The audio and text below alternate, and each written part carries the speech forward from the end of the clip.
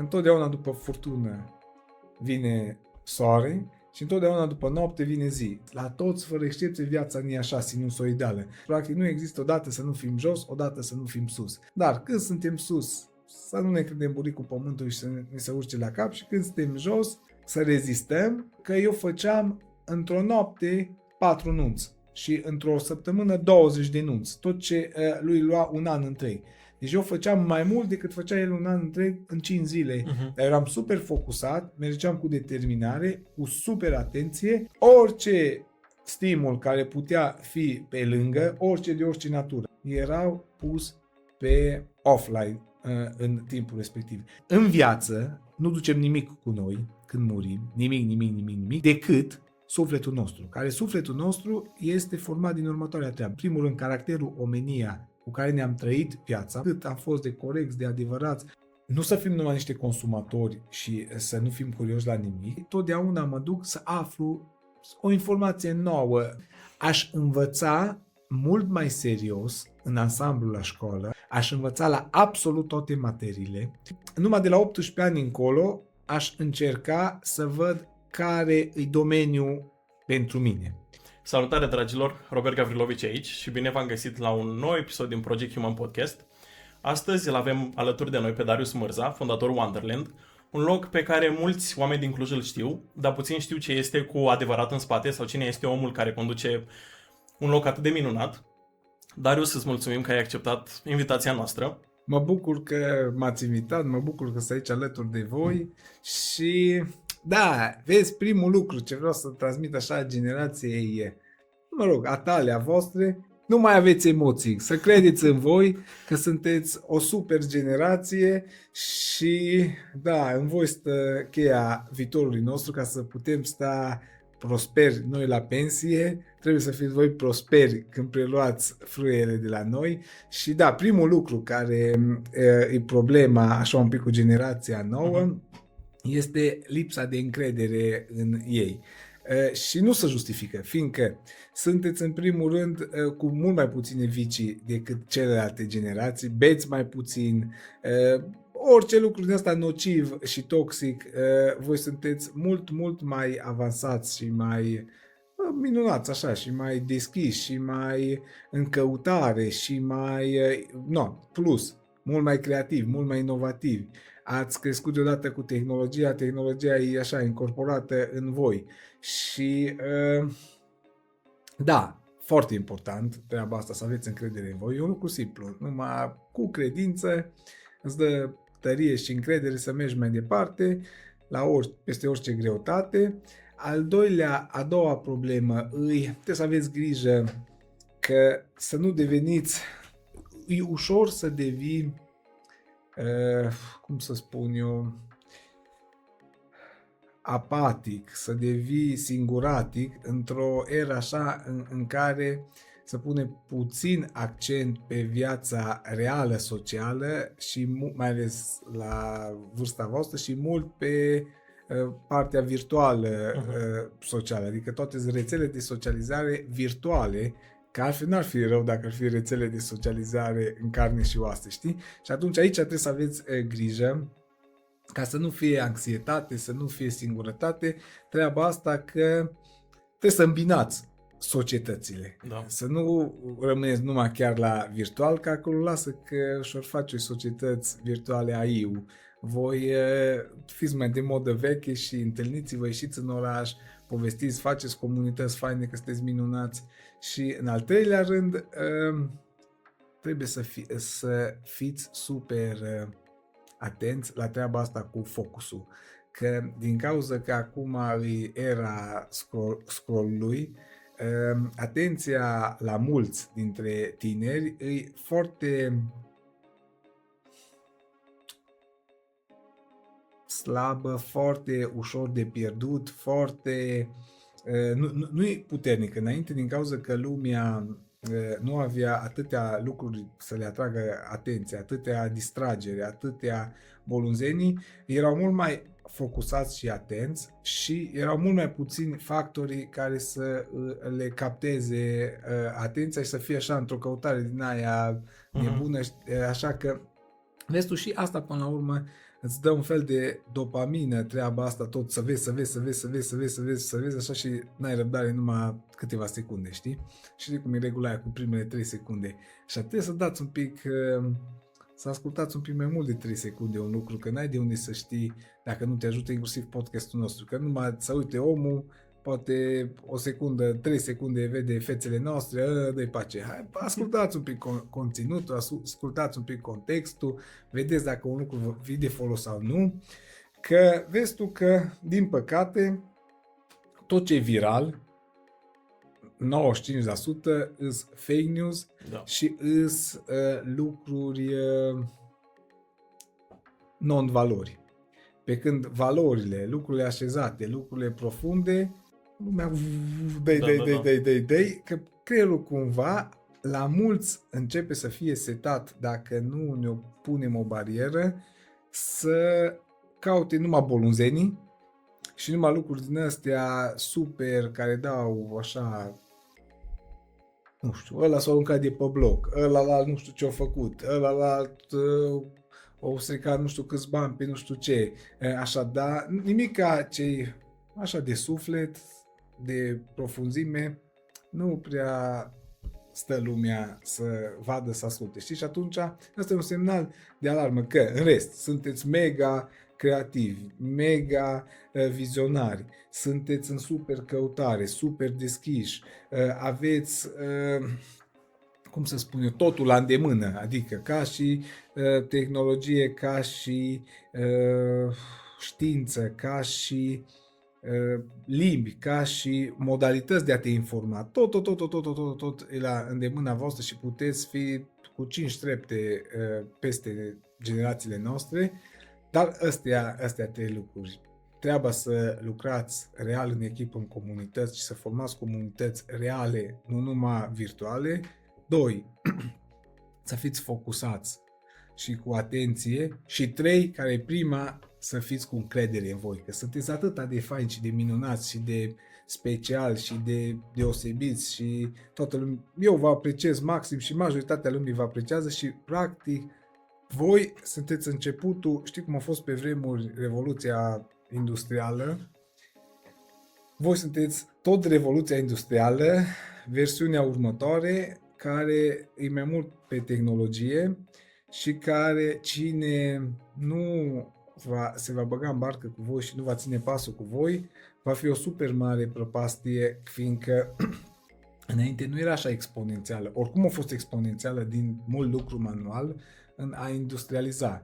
Dar acum în a super automatiza crește treaba exponențial. Deci diferențele vor fi mult mai mari între oamenii care nu sar cu voi în barcă și nu pun accent pe generația voastră versus cum a fost înainte. Și înainte a fost mare diferența că făceai cu mâna nu știu ce sau făceai automat cu o chestie mecanică automată. Dar acum, ținând cont că o automatizezi la maxim, practic, dacă nu îmbrățișezi treaba asta, vei rămâne super de căruț. Așa că voi sunteți mijlocitorii, voi sunteți viitorul, voi sunteți miezul și trebuie să vă luați responsabilitatea asta ca atare în mână și să credeți maxim în voi. Aia e foarte important. Hai că atâta ți-am făcut capul mare. Cu așa încurajări nici nu mai este emoții deja, parcă m-am destresat, parcă e mai natural acum. Exact, că de-aia am început de așa un pic, nu ca să zic, ca să fii așa, cu încredere maximă.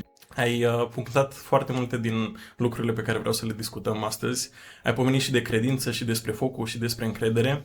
Dar prima dată aș vrea să o luăm un pic de la început, să ne povestești despre parcursul tău până la Wonderland. Ce ai făcut până atunci?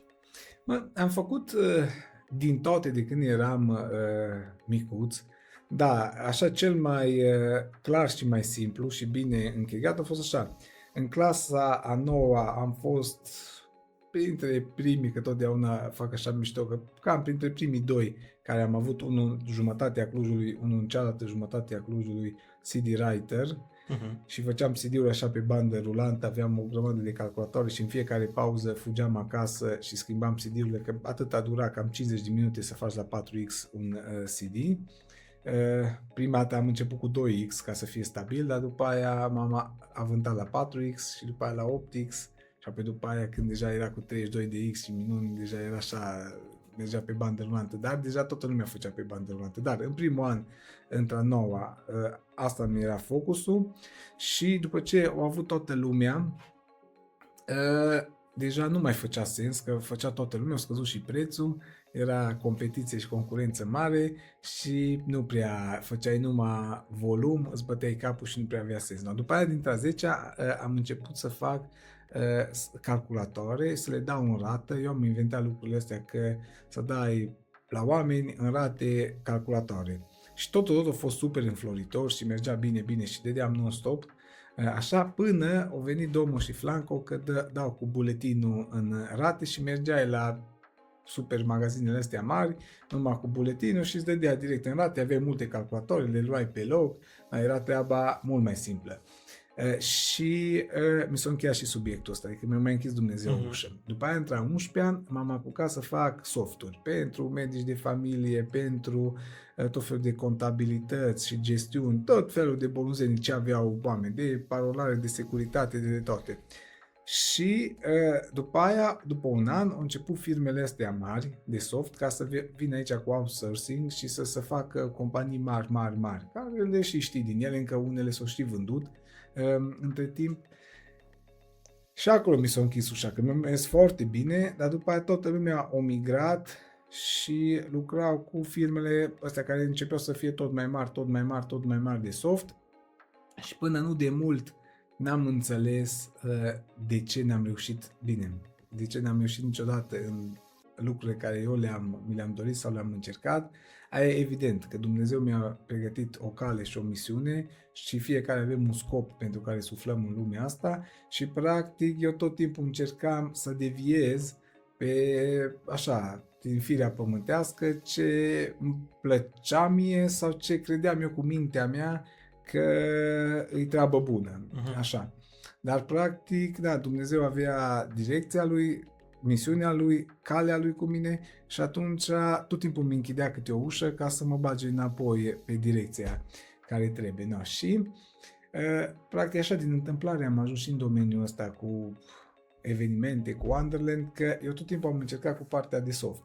Și practic în clasa a 12-a am trimis mail-uri la toate firmele mari, la Oracle, la Microsoft, la nu știu, toate care erau atunci la modă și pe Trend și pe Val, că bă, uite-te, dacă vreți, eu am terminat și liceul de informatică, am fost și olimpic, student și la calculatoare și la informatică, și la Babe și la UT și zic eu, cunosc aproape pe toți, aș putea zice că pe toți, de la profesori, cadre didactice până la elevi buni. No, am fost în toate clasele de excelență, pe județ, așa mă refer din județul nostru, așa din județul Cluj, care oricum eram cam Silicon Valley, județul Cluj, știi? Așa, și zic eu, bă, trimiteți-mă orice proiect, nu-mi trebuie niciun ban și vă demonstrez că îl facem mai repede decât vă gândiți, mai bine decât vă gândiți și nu ne trebuie niciun ban. Și după aia, după ce am demonstrat, fără nicio problemă, vedem cum ne înțelegem. Și nu mi-a răspuns nimeni până în ziua de azi la niciun mail și totdeauna am avut așa o super frustrare că n-am înțeles. Și la un moment dat, după ce aveam sute de angajați și aveam 5 business-uri mari, am avut ultimul business atunci din alea 5, făcut o fermă de bifuri. Și eu venind de la Cluj, așa gândește că tu la vârsta ta hotărât că atunci mă căsătorisem și practic socrii mei erau din zona rurală și m-am dus odată la ei imediat după căsătorie și erau acolo toți cumnații, toată lumea la masă și ei s-au ridicat toți de la masă ca să meargă să mulgă 4 bivoli. Și unul cânta, unul fruiera, unul gâdilea, unul nu știu ce așa ca să dea bivolii lapte, știi? Și eu când am văzut zic, bă, pe asta se poate automatiza, noi putem face aici un super centru, o super treabă. Nu există, toți râdeau toți de mine, așa ca și când te duce, știi, tu pune-te în ipostaza aia, să povestești așa cu toți din zona rurală, toți la bășcălie. Da, nu bine de mâine dimineață vă arăt și fac. Și m-am ambiționat și am făcut fermă, am cumpărat 5-8 de bivoli și așa ciudoși erau și așa de greu cu forța de muncă în zona rurală, că am rămas singur. Eu mergeam cu ele în ciurdă, eu le mulgeam, eu duceam laptele peste tot și așa mai departe. Dar ce vreau eu să zic, că așa tare m-am săturat de angajați, de oameni, de toate că mi-am vândut tot, mi-am dat toate datorile, că eu n-am avut bani, totdeauna au avut lumea încredere în mine și mi-am câștigat încrederea tuturor oamenilor, atât furnizori, distribuitori, de toate și toată lumea îmi dea marfă sau materiale înainte, așa am reușit în viață, știi? Și mi-am dat toate datorile, am mai rămas cu 6.000 de euro datorie finală, când am tras linia după ce am vândut tot și m-am angajat și dădeam 150 de euro la un prieten de-a meu care ăla m-a susținut cel mai mult ca și bani, care mișinaș acum, de căsătorie, la copii și așa. Dar ce vreau eu să zic, că m-am angajat programator și am zis, hai să văd că nu înțeleg eu de ce n-am reușit niciodată. Și treaba era simplă. M-am împrietenit tare, am ajuns super apropiați de nemții care dădeau proiectele. M-am dus în delegație acolo, ăia m-au dorit pe mine, ne-am apropiat și la un moment dat am stat așa seara la restaurant și zic, fii atent. Dacă mi-aș face eu, că eu știu cu cât se facturează și să probez și să văd și de curiozitate și de toate treburile adunate, zic, eu știu că pe mine, asta era în 2011, zic, știu că pe mine se facturează 300 de euro pe oră. Pe mine mă plătește 20-30 de euro, nu știu, 20 de euro pe oră. De la 300 la 20 e diferență mare de bani, știi? Și zic, auzi, eu, știți bine că eu fac tot în proiectul ăsta, duc tot proiectul înainte, fii atent, eu și mai iau încă 2, plătiți-ne cu 50 de euro, nu cu 300 de euro. Deci de 6 ori mai puțin. Știi? Da. Oricum de 6 ori, dar oricum aș fi câștigat cam de 3 ori mai mult decât în configurația de dinainte. Deci era așa un super win-win, nu? Ei de 6 ori mai puțin, eu de 3 ori mai mult să câștig. Și s-a uitat așa lung la mine, le-a picat fața și zic ei către mine, zice, fii atent. Orice ar fi, și dacă ni s-ar factura de 10 ori, de 20 de ori prețul, noi ne uităm, avem două principii, orice firmă mare, așa, înțelegi ceva, cea mai mare companie farmaceutică, știi, când îți face un soft, așa mă refer, știi, la nivelul ăsta. Deci așa, noi nu ne uităm la bani, la costuri, la nimic, noi ne uităm așa, care e cea mai credibilă și garantă companie, adică dacă dau greș cu ceva, dacă îți destul de buni platnici și au resurse încât în 24 de ore să ne plătească amendă contractuale de 10 milioane de euro dacă se întâmplă orice problemă, nu știu, un bug, o treabă. Așa, dacă pot să intervină pe loc și cel mai important, dacă e viitorul asigurat. Adică tu gândește-te că tu te apuci cu 2 prieteni și zice, e super potent, proactiv, livrezi, faci dregi și la un moment dat zici, uite, m-am căsătorit, am 2 copii, apoi nu mai o să trag atâta, nu știu ce, dă-i pace că mi-am strâns bani în 5 ani, nu știu, mă reprofilez sau o las mai mole sau, nu știu, nu mai ești curios din ceva motive, îți închizi firma. Nu, tu poți să-ți închizi o firmă de 2-3 oameni, așa, dar pe când dacă ai o infrastructură de 500-600 de oameni, cu contracte semnate, cu 10 de milioane garanție cu fiecare, așa, ești super credibil pentru viitor. No? Și atunci, practic, din astea 2 motive, că nu ai garanție și că nu ai siguranța continuității proiectului, nu semnează nimeni cu tine, nici nu te bagă în seamă, nici nu îți răspunde la mail-uri, nici o firmă de Doamne ajută, dacă n-ai în spate o firmă mare. Și de-aia atâta de greu îi să începi așa de la zero ca freelancer ca să te ia cineva în seamă. Adică e o loterie ca și când ai câștigat la loto. Ok, și uite că ai zis de chestia asta. Și noi în momentul de față ne confruntăm mai mult sau mai puțin cu problema asta de a avea oamenii încredere în noi. Pentru că și noi suntem la început de drum, încă nu putem spune că avem o comunitate atât de mare, ce am putea să le oferim noi la schimb acelor companii ca să începem poate un parteneriat sau Să știi că e foarte greu să mergi la companii mari și să aibă încredere că ei au asta. De aia ți-am și dat exemplu așa mai amplu și mai complex ca să înțelegi. Nici mie nu mi-a răspuns încă niciodată și atunci trebuie început pas cu pas și prima dată început fie cu persoane fizice, fie cu firme mult mai mici, care și ele sunt la început de drum ca și voi și să ai câtuși de cât un portofoliu, să fii hotărât, determinat, cu râvnă, perseverent, să tot avansezi cu o firmuță un pic mai mare, un pic mai mare, un pic mai mare, până să ajungi la niște clienți stabili. Dacă vrei direct un client mare și stabil, niciodată nu o să iasă, fiindcă așa sunt făcute lucrurile. Ăia merg numai la firme deja foarte sigure și serioase, din cauza că pentru ei mult mai important îi predictibilitatea și garanția decât să economisească niște bani per moment, știi? Și atunci, practic, singura șansă este organic, câte un pic, treaptă cu treaptă, nu 2 trepte, nu 3 trepte, treaptă cu treaptă și aveți toată viața înainte, sunteți tineri, sunteți adevărați, dacă sunteți și ambițioși, duceți lumea înainte fără nicio problemă și o să aveți și clienți mari, dar nu merge așa. Că am încercat eu pe mine să sar 10 trepte direct la un client super potent, fiindcă nu, trebuie așa organic, cu cât e de mare firma, atâta să fii crescut și tu să fii câtuși de cât pe un picior de egalitate cu ei. Dacă e diferență mare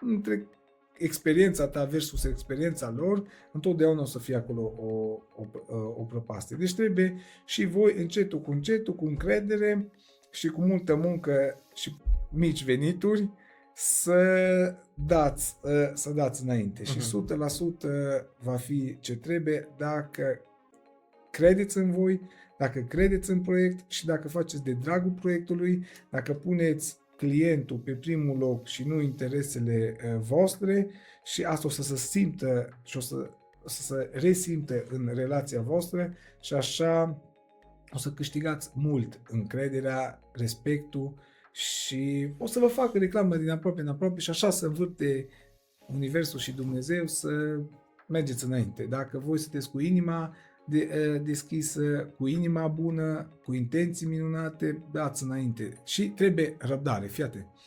Mie am avut super mare hate față de învățătoare.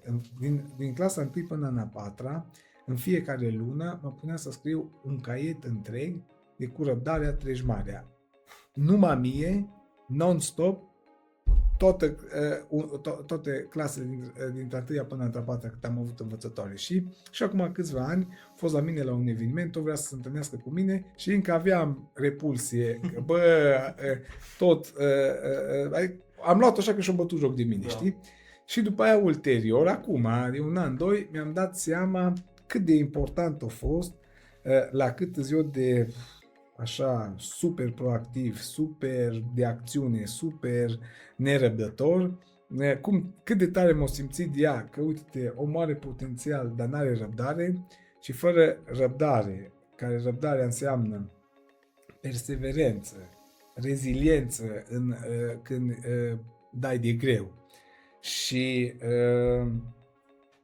reziliență ce înseamnă? Să reziști. Să reziști când dai de greu, când dai de super încercări, știi așa? Și să ai răbdare. Și când trebuie să-ți vină un lucru mare, că ce ai pus pentru tine ai pus deoparte și mai am așa știu o vorbă că indiferent cât e de grea și de complicată ziua, perioada asta, întotdeauna după furtună vine soare și întotdeauna după noapte vine zi. Deci trebuie răbdare și așteptat când sunt momentele mai dificile. Toți avem momente de complicații și de necazuri și la toți, fără excepție, viața nu e așa sinusoidală. Deci, practic, nu există odată să nu fim jos, odată să nu fim sus. Dar când suntem sus, să nu ne credem buricul pământului și să ne se urce la cap și când suntem jos, să rezistăm și să ducem lucrurile, să învățăm din necazurile care ies când suntem jos în fundul prăpastiei,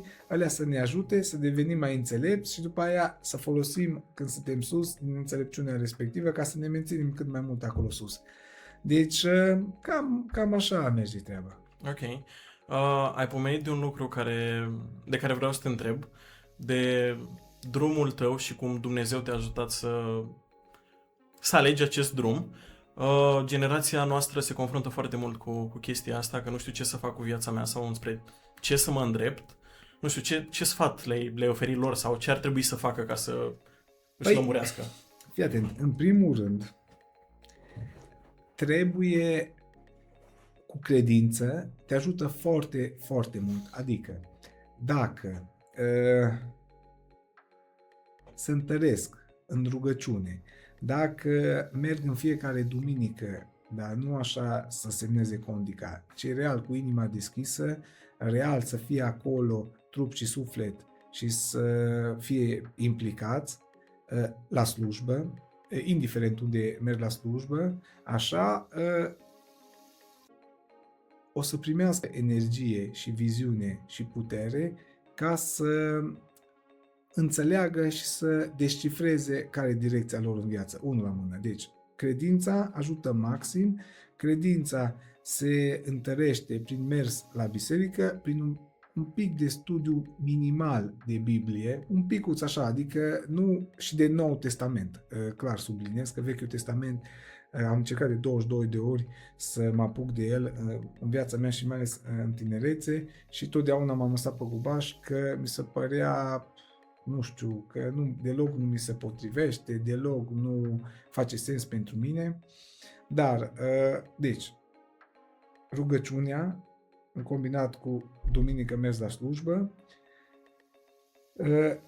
studiu biblic minimal de Noul Testament și ca să te ajute la studiul biblic să poți înțelege versetele care te direcționează în viață, care îți rezolvă orice problemă. Deci în Biblie găsești cum să-ți conduci business-ul, cum să-ți conduci viața, cum să-ți conduci familia, cum să te raportezi la copii, cum să te raportezi la soție, îți răspunde la orice fel de întrebare, le ai toate lucrurile acolo. Și atunci, practic, important are cum să fie raport între tine și părinți, între tine și copii, toate lucrurile le ai acolo, mai trebuie puțin rumegate și aprofundate. Și eu ascult în fiecare zi, din prima săptămână de pandemie, ascult Cuvântul lui Dumnezeu pentru ziua de azi, care sunt 3 minute, care îs, în primul rând, te ajută super mult să-ți antreneze creierul să poți dezluși mai bine versetele. Ai unul la mână. 2 la mână, dacă te rogi bine și ai o întrebare foarte puternică către Dumnezeu, îți va răspunde fix. Ăla așa se nimerește, se învârte, că e fix pentru tine, fix ca să te ajute, să te întărească și să-ți răspundă la ce problemă ai tu în ziua respectivă. Și dacă faceți fără excepție treaba asta în fiecare zi, o să vedeți în câțiva ani că vedeți altfel oamenii, vedeți altfel societatea, sunteți foarte rezistenți în greutăți și treceți ușor peste toate necazurile și toate problemele. Deci asta e 3 la mână, 4 la mână. Dacă vreți să luptați cu orice vicii, de orice natură, nu contează, de la fumat până la pornografie, nu contează la orice. Așa, funcționează așa. Trebuie să postiți o zi, 2 pe săptămână, marța și vinerea, sau prima dată o zi, post negru, maxim cu apă. Și ce se întâmplă atunci? Dacă atunci vă și rugați, primești o putere supranaturală că prima dată prin post se întâmplă așa direct, îți călești voința și ambiția de a nu te lăsa. Aia e unul la mână, pământean. Călești firea pământeană. 2 la mână, dacă te rogi, te apropii atunci, fiindcă mintea mai ușor lasă deoparte, dacă nici nu ești așa îngrenat în ziua respectivă, un pic te pui deoparte față de lucrurile cotidiene, te rogi și îți ajunge mai tare și mai cu semnal rugăciunea către Dumnezeu și atunci îți trimite energie și putere să faci ce ai de făcut, să-ți îndeplinești calea și misiunea și menirea.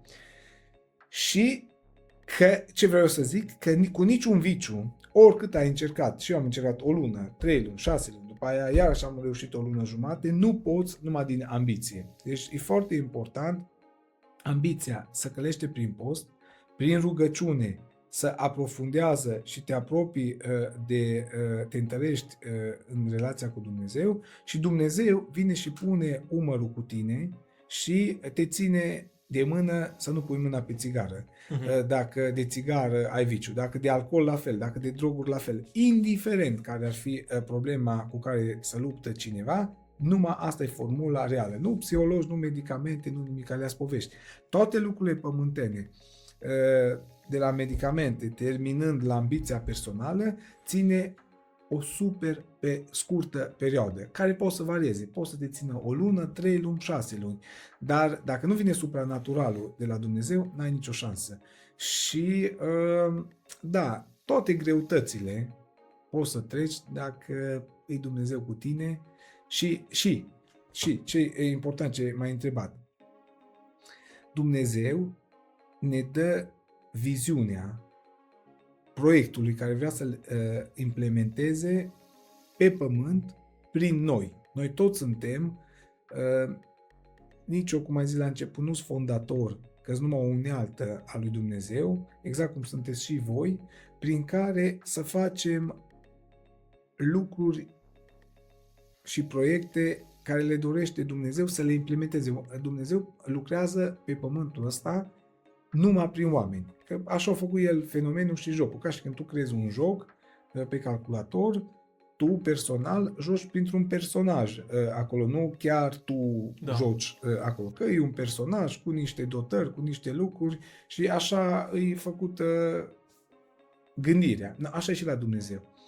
Dumnezeu a creat jocul ăsta numit viață, glob pământesc, tot ce ne înconjoară în jurul nostru, așa, care noi suntem exact ca și pe jocurile pe calculator, suntem niște personaje. No.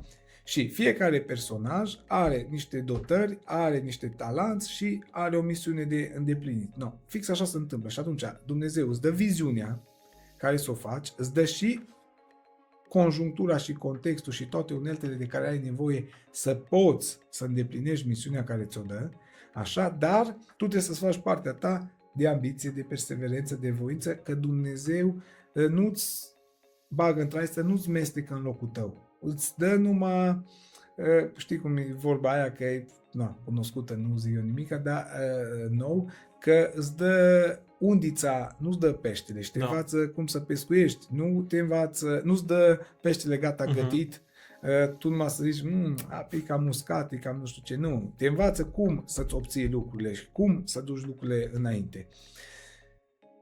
Și practic, Dumnezeu, dacă vă rugați, noaptea primul gând care vă vine, ăla e gândul pur de la Dumnezeu. Aia face parte din calea de misiunea voastră. După aia, toate lucrurile de când te trezești și mergi la duș și faci duș și te speli și te îmbraci, toate lucrurile alea care îți vin, că poate nu-i de mine, că poate e spre asta, că poate e prea scump, poate e prea complicat, poate e nu știu ce, astea sunt toate slăbiciunile firii pământești, plus ispitele de la diavol, plus anturajul care așa face, care să te debusoleze și să te defocuseze la treabă. Și atunci, voi trebuie așa, dacă vă veni gândul noaptea, în taină, pe liniște, așa ați visat, așa v-ați deschis ochii cu gândul respectiv, aia e calea și direcția care trebuie să o urmați, aia este pentru voi și după aia nu vă mai uitați în stânga, nu vă mai uitați în dreapta, numai în continuu, cu capul sus la cer, cu Doamne ajută înainte, cu tărie, cu voință, cu ambiție, duceți înainte și practic, fii atent,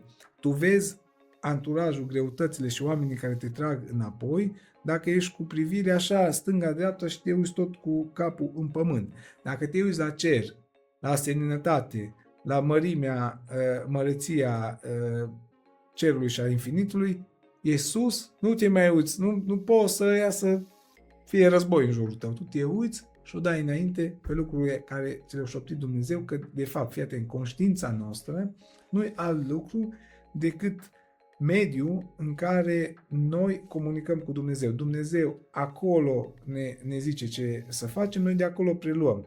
De acolo încolo, tot ce nu executăm, ce ne zice din prima conștiința noastră la curat și după aia încep toate slăbiciunile firii pământești și toate fake news-urile și toate bolunzenile când scrollăm și suntem angrenați în lucrurile cotidiene, toate alea îi ca să ne bolunzească la cap și să ne tragă de pe calea noastră. Asta se întâmplă. Și atunci treaba e foarte simplă.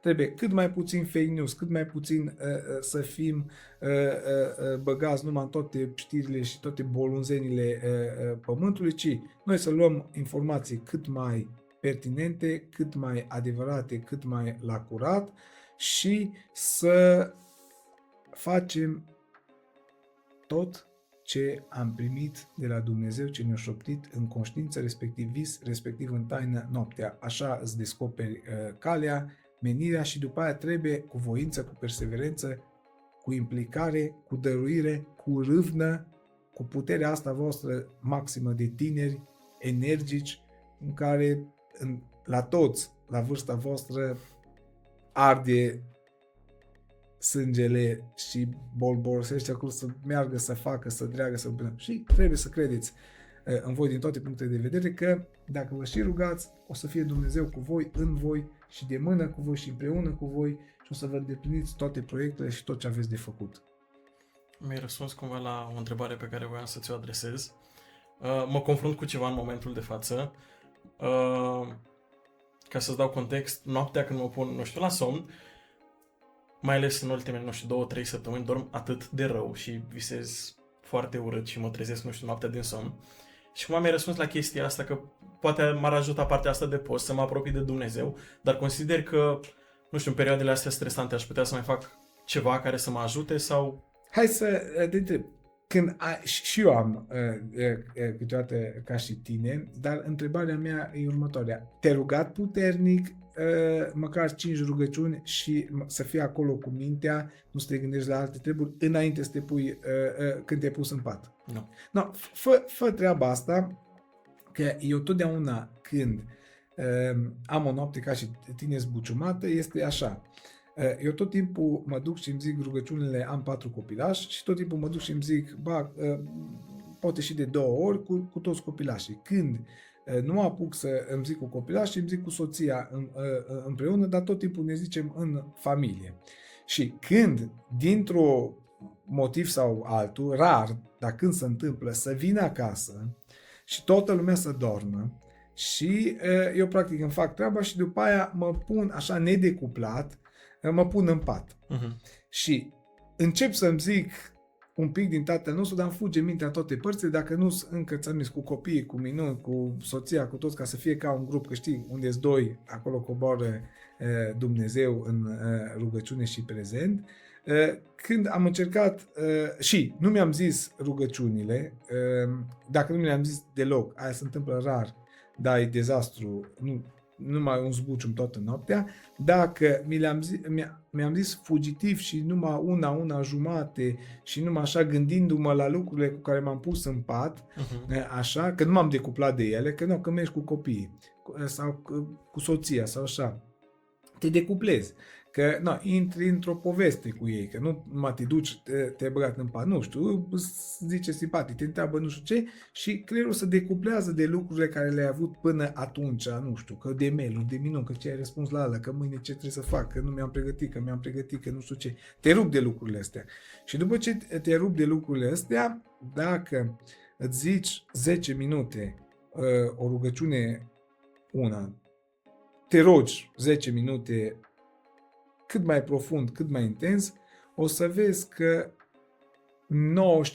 95% din nopțile alea de freamă, de minuni, de stres, de așa, că nu găsești liniștea ca de coșmar, cum zici tu, o să scadă exponențial aproape la 0 și în ansamblu, dacă ar fi foarte bine, 3 zile pe an, să te rupi și să te duci la așa mai nu știu, ca într-o expediție, ca într-o treabă, dar nu singur, așa ca în pustietate.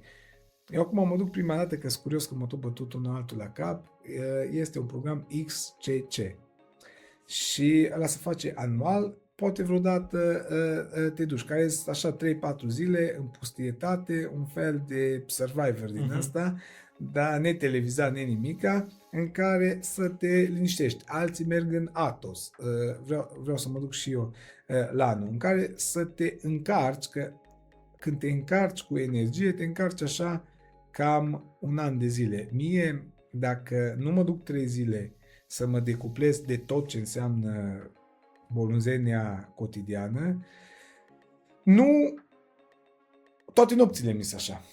Adică îs într-o așa insomnie generală și veșnică. Că practic liniștea, pacea, harul lui Dumnezeu, indiferent cât e de puternică, eu am constatat că nu te ține mai mult de un an de zile. Deci, practic, odată trebuie să fii constant tot timpul, cu un pic de rugăciune, cu un pic de post, cu mers duminica la biserică, cu un pic de citit din Biblie, cu versetul zilei, cu așa mai departe. Și separat, odată pe an, trebuie să te încarci așa puternic, știi, așa. Și atunci o să vezi că ți-s faine și nopțile, dar, repet, nu cred că există să ai insomnie și să nu dormi bine dacă te-ai rugat bine înainte, cât mai profund și nu trebuie așa 10-20 de minute. Nu cred că nu vei fi ca un bebeluș să dormi. O să încerc să fac asta. Cred că o să-mi ofere liniștea de care am nevoie, că și eu am fost crescut într-o casă destul de religioasă și credincioasă. Și acum că ai zis chestiile astea, că stau și mă gândesc în ce a fost, când făceam lucrurile astea, parcă eram mult mai liniștit și mult mai... 100%, eu chiar am probat pe mine.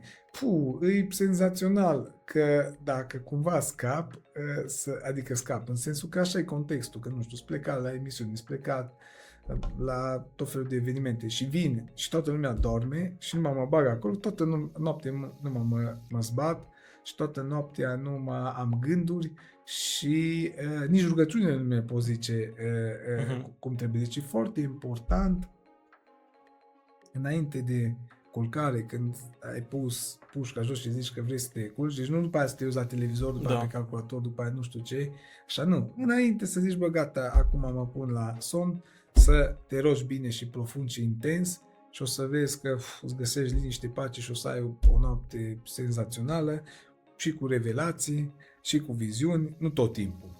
Când e cazul, când are Dumnezeu ceva să-ți transmită, fie că te depărtezi de pe cale, fie că vrea să înaintezi mai repede pe cale sau fie că te ajută, îți dă un hint acolo pe traseu. Am observat că o frică care e cea mai, nu știu, populară printre generația mea e partea asta de a începe un anumit lucru și de obicei, nu știu, amânăm să facem anumite proiecte sau nu le începem deloc. Ce consideri tu sau ce ai învățat tu despre începuturi pe care nu ți le-a zis nimeni? Fii atent, să știi că asta nu e problema generației, asta e problema umanității și a oamenilor. Și de asta ți-am făcut eu ție paranteză că Dumnezeu ne dă viziunea și este statistică făcută.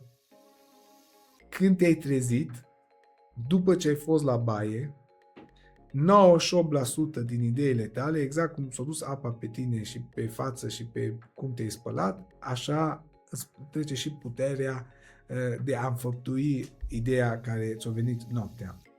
Asta e generală pentru toți oamenii, pentru toate cultele, pentru toate civilizațiile și de când există omenirea. Deci, asta e slăbiciunea firii pământești de a duce lucrurile, de aia foarte mulți sunt teoreticieni, foarte mulți bat din gură, dar la foarte puțin se văd faptele, realizările și înfăptuirea.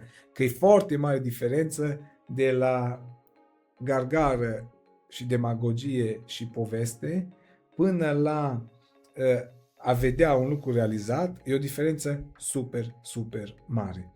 Și atunci, în general vorbesc, că asta nu are legătură cu generațiile, are legătură cu o generație, că lucrul ăsta care tu îl zici, fiecare îl resimte și fiecare se trezește greu dimineață și fiecare ar vrea să mai lenevească un pic, fiecare și-ar dori dacă ar putea să se teleporteze la școală, să câștige timpul ăla, să mai stea un pic în pat.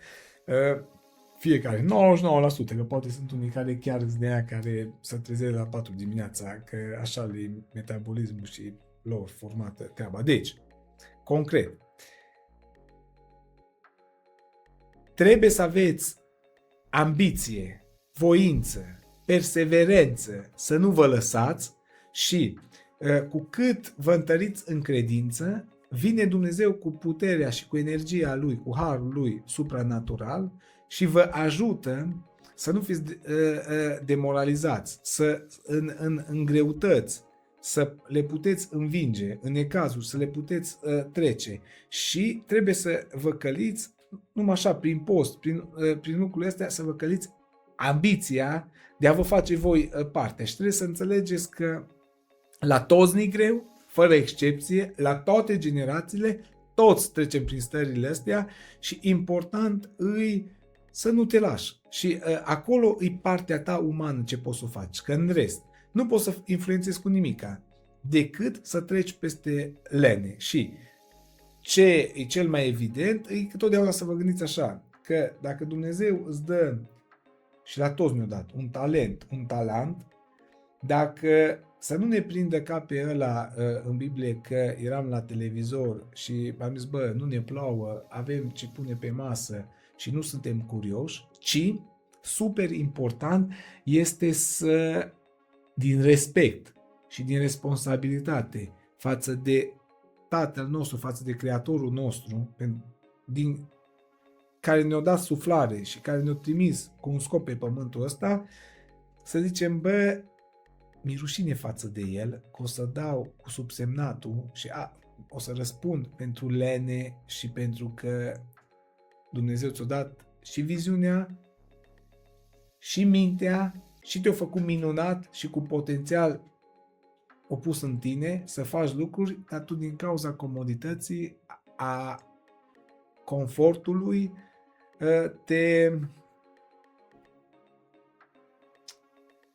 te împaci cu las că e bine și așa, lasă că mai amânăm și treaba asta la toți, crede-mă, la toți. Nu lăsa nimic pe mâine ce poți să faci astăzi și mâine înseamnă niciodată. Deci întotdeauna orice lucru vă hotărâți să-l faceți, să-l începeți de azi. Eu întotdeauna asta mi-am cultivat, că orice lucru, și când m-ai întrebat tu de podcast, ți-am zis, zi-mi acum, hai să ne uităm în calendar, hai să punem așa, nu ți-am zis că hai că vedem mâine sau că ne gândim. Nu, zi-mi acum, poți atunci, când ai dori, zi-mi tu aproximativ, pac, mă uit, da, bun, facem. Orice lucru, nu mi iese tot timpul, că nu vreau să fiu ipocrit, îmi iese 98-99% din cazuri, le fac pe loc. 98-99% din toate deciziile, toate lucrurile le fac pe loc. Deci când am citit, atunci o și rezolv problema. Și am 1-2% din lucruri care fac postpon la ele, care odată ce am făcut postpon la ele și le zic hai că le fac mâine, foarte mult, 3 luni de zile și tot e mâine și până nu-mi zic, bă, Darius, nu se poate, că știi bine că nu așa funcționează, trebuie acum, le iau toate alea care nu mi-s la îndemână și le rezolv, dar tot așa că zic că le fac acum. Că altfel este imposibil la toate generațiile, la toți oamenii, fără excepție, să nu existe mâine, să existe numai azi, acum, când vreau să mă las de țigară, apoi că mâine nu știu ce o să... Nu, acum. Pe țigara asta nu pun mâna. Ce vreau să fac? Să reușesc pe nu știu ce plan. Acum, azi intru, caut firme, caut de toate. Acum, azi îmi fac un mail și trimit la toată lumea. Acum, azi îl sun pe Darius să văd, vii la un podcast. Acum, azi batem treaba în calendar. Nu mâine, nu mâine, nu mâine. Mâine înseamnă niciodată. Ai pomenit de partea asta de focus la început Și mi se pare că asta chiar că e o problemă a umanității. Cum îți protejezi tu focusul și ce faci concret ca să nu știu, să nu te distragă lucrurile din afară, că ai pomenit de partea asta de scroll, de... La mine, eu vă spun, la mine e foarte simplă treaba. Eu am fost cam primul cu tehnologie, primul care am avut un perete întreg numai de calculatoare și de monitoare, primul care făceam rețele, dădeam net, făceam toate lucrurile pe lumea asta, primul elev care am avut telefon mobil, primul în toate direcțiile astea de tehnologie. În clasa 9 am stricat toți banii mei să am. Când apărea prima placă GeForce, Nvidia, nu știu ce video, să am prima, când apărea hardul mai mare, să am primul, când se aducea primul hard mai mare, eu îl cumpăram prima dată. Toate lucrurile mult mai scumpe din cauza că totdeauna ce îi de ultimă oră, ultima versiune, e mult mai scump decât penultima și nu facem mai lucru în plus decât că l-ai tu ultimul și că ești tu vedetă, știi? Da, asta am făcut în clasa 9. În clasa 10 mi-am dat seama ce risipă, ce pierdere de vreme îi și de atunci mi-am schimbat din toate punctele de vedere perspectiva. Adică toate le-am optimizat, n-am mai stricat bani pe mine, n-am mai stricat bani atâta în tehnologie, să fie chiar ultimul lucru apărut și concret să-ți răspund la întrebare. În clasa 7, 8, 9 stăteam în continuu, cum e Facebook-ul și Insta, înainte se numea Mirc. Nu știu dacă voi știți așa vag, dar era super, adică Insta, Facebook era zero barat, cât era de power Mirc, adică eram, știi cum, toți din toată lumea, să vorbim că era ca și Messenger-ul, că Messenger-ul s-a luat fix după Mirc, după aia a fost High Five, Okay, dar ăla o preluat, a venit versiunea cum ar veni mai îmbunătățită și după aia au avut așa ca un zvâc un picuț și după aia a venit Facebook-ul și după aia Insta. Dar Mircu au fost primii.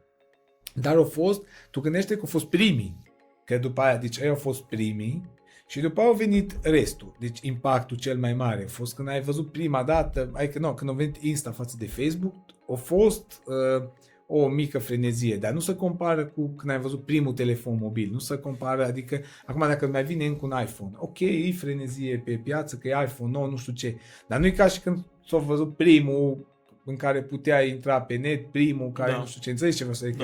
Când e primul dintr-o tehnologie, dintr-o eră, e primul, frate, aia rămâne marcant și nu poți să o schimbi.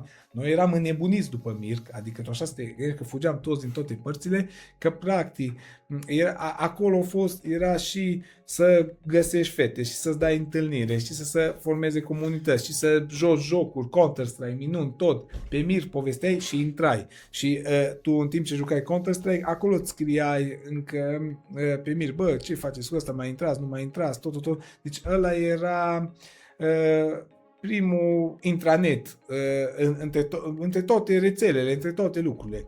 Bun, așa, și eram foarte addicted atunci, în clasa 7, 8, adică eram bolunz. Deci tu gândește-te că sâmbătă și duminică, numai asta făceam toată noaptea până dimineață, la 5 picam, încă mai adormeam în vană și minuni cu prieteni și ne strângeam acolo și tot făceam, ne puneam 2-3 calculatori și ori jucam ceva asta, ori stăteam pe Mirc cu fete, cu minuni, cu așa. No, exact ca cum stă tot felul acum, OnlyFans, Tinder, toate astea așa, ale erau toate într-una. Deci toate și îți dai seama că erau nici verificate, adică era așa super la fiecare trimitea orice, era așa, toate combinate, toate rețelele care există, dar fără nicio restricție. Adică ziceai ce vrei, făceai ce vrei, era așa, fără nicio restricție. Și după aia mi-am dat seama cât timp am pierdut pentru treaba aia, tot așa prin liceu și din momentul respectiv nu mi-am făcut niciodată niciun cont de nimic. Deci de la Mirc începând, ăla nu mai existat, că au preluat High Five, Facebook, Insta și lucruri adiacente care au fost. De la Mirc încolo nu mi-am mai făcut niciun cont, nici măcar pe High Five, nici pe nimic, niciodată de când am existat. Deci, Nu mi-am făcut niciun cont, n-am pe nicio rețea de socializare, de nicio natură, de nicio culoare, de nicio treabă. Deci super, super decuplat de tot ce înseamnă fake news, de tot ce înseamnă scrollare și atâta de focusat de soția e terminată. Că pot să fie 20 și eu dacă îs concentrat la o treabă, până nu termin treaba aia, nu mă ridic, nu mănânc, nu mă piș, nu fac nimic, numai să termin treaba. Dacă mi-am pus în cap că trebuie să răspund la toate e-mail-urile, răspund la toate e-mail-urile și dacă explodează lucrurile în jurul meu și dacă se întâmplă orice, eu sunt acolo la ce mi-am propus să fac. Deci, indiferent care ar fi proiectul, eu sunt acolo și nimic nu mă defocusează. Adică nu există. Eu dacă sunt aici cu voi, trup și suflet, all in, cu telefonul închis, când scădea lumea de multe ori dă mai greu. Că ai văzut că și acum mi-ai scris că eram cu telefonul închis ieri sau nu știu ce. Tot ce fac, niciodată nu am întârziat, niciodată nu a fost să amân sau dacă mi-a intervenit ceva, nu există treburile asta la mine. De când există eu, alea mă definesc ca și caracter, ne-am înțeles un lucru, mi l-am trecut, ăla rămâne și dacă vin din Togo, îs prezent cu 5 minute înainte să înceapă un lucru, chiar dacă nu ne-am mai auzit până atunci și chiar dacă au venit, au picat bușa la lap și avioanele și tot vin în not dacă am promis un lucru, cât timp suflu. Dacă trăiesc și suflu, respect orice m-am înțeles ca și treabă. No, și practic super focusat, deci sunt foarte, foarte focusat pe proiectele mele și pe orice proiectele mele înseamnă, orice zic că fac, sunt mega implicat și focusat. Și ăla e un lucru foarte, foarte important. Adică ăla îți dă proiectul ăla să te poți încadra în termene, să-l poți face de calitate, să poți scoți maxim din el, pe când dacă faci multe lucruri în paralel, nu faci nimic ca bine. Faci așa un vărzușac mare, atingi multe lucruri, toate ți-s deschise și nimic nu le termin. Eu îmi pun 7 lucruri care vreau să le fac, iau primul, l-am terminat. Chiar dacă sunt într-o zi, nu încep 7 lucruri în paralel, tot 7 fac, dacă să le fac bine, adevărate și real finalizate, încep prima și fac până la capăt. Încep a doua, fac până la capăt. Treia, până la capăt. Și întotdeauna când fac un lucru, indiferent ce ar fi ăla, că vorbesc cu tine, că mă întâlnesc cu nu știu cine, pe parcursul la perioada respectivă, mi telefonul închis. Și telefonul mi închis.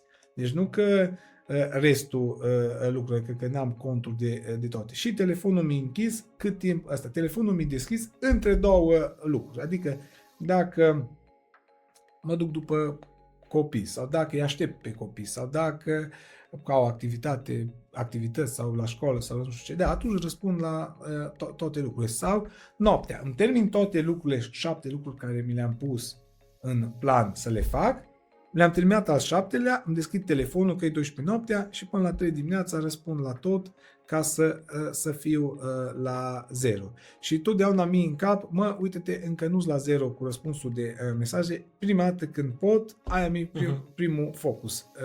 Știi, ca și treabă. Deci, practic, toate mi-s planificate, mă țin de tot ce mi-am scris și categoric trebuie și voi cumva așa să faceți, adică să-ți impui. Ok, și dacă stai pe Insta, pe Facebook, afli, vezi lucruri, nu e o problemă, dar să fie clar nu în detrimentul altor lucruri și luând din alt focus. De simplu, ai asta în plan, puneți profil, să nu-ți intre nimica, nici WhatsApp, nici nimica, că eu am văzut prieteni de-a mei, tot așa, care sunt foarte structurați și obțin lucruri, așa că cred că la cine, cum e Sandu.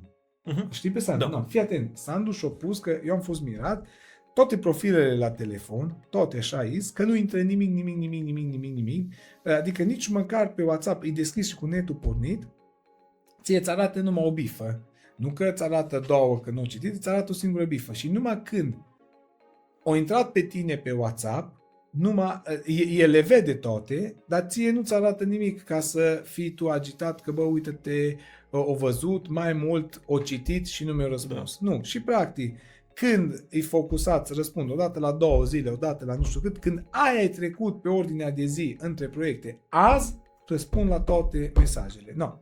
Azi răspunzi la toate mesajele și stai până ai rezolvat tot ce ai pe WhatsApp, pe Insta, pe ce ai acolo ca și treabă. Dacă în continuu un pic scolezi, un pic te uiți pe YouTube, un pic, toți pierde vară și din păcate și prieteni de-a mei apropiați care au randament zero și care sunt editori, cum faceți voi, editați, tu dacă nu ești focusat să editezi un podcast, îl faci într-o lună de zile.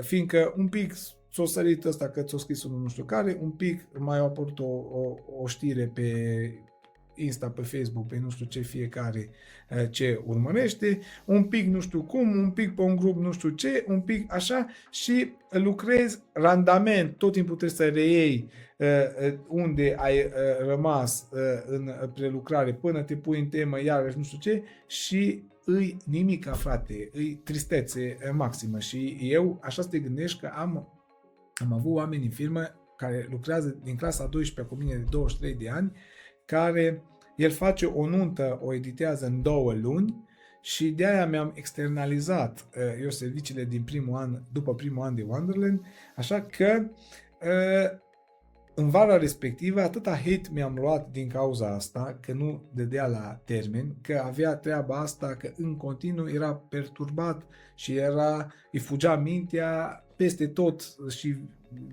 vizual, pe un pic de YouTube, un pic de nu știu ce, un pic de TikTok, un pic de shorts, un pic de nu știu cum și nu livra, adică 2 luni făcea un lucru, că eu făceam într-o noapte 4 nunți și într-o săptămână 20 de nunți, tot ce lui lua un an întreg.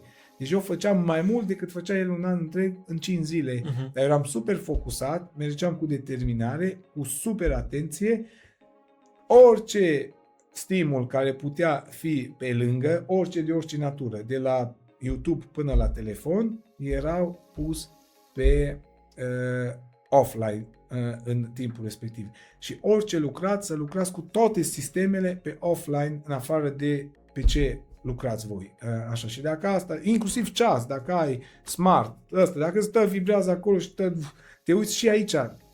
Dacă eu aveam telefonul aici, cu voi și nu mă uitam, nu trebuia să răspund la nimic, nu mai vibra și mă uitam, dădeam 0 față de voi, nici 5% nu ieșea din podcastul ăsta, energia, vibe-ul, implicarea mea și deschiderea mea, numai că mă uitam cu coada ochiului și tot îmi fugea mintea, dădeam 0 la oameni care ne ascultă.